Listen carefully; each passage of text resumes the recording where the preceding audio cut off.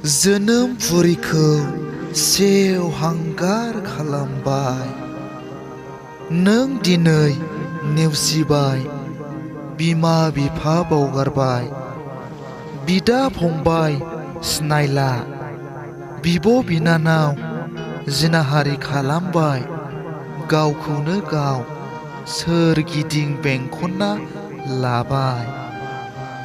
मोसा लख्रानि खुगायाव बावबाय। बिर जोहोलाव जोहोलावजोफोरनि जिउ बाउनायखौ बबेबा लैथोनि फेंफोनाजों रुजुबाय।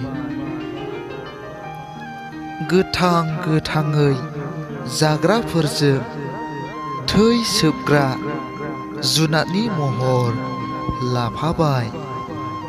मुलुगखौ खोमसिनि लामा लाहोबाय। राव हारिमु हाद्रि बाला सारबाय। नों अनागारि, नों फोथायखेबस'।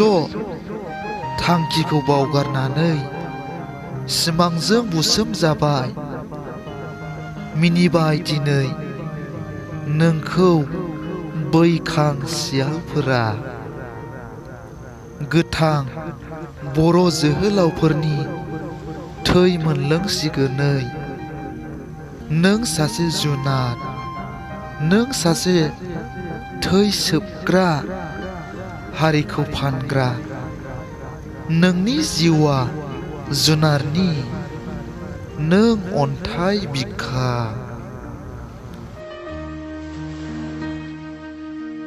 खन्थाइ मुलुगखौ मोजां मोनग्रा आंनि आंगो लोगो नोंथांमोन, बे खन्थाइ आवरायनायनि सायाव माबाफोर गोरोन्थि नुदोंब्ला आसि दिन्थिनानै कमेन्टआव खोन्थाहर।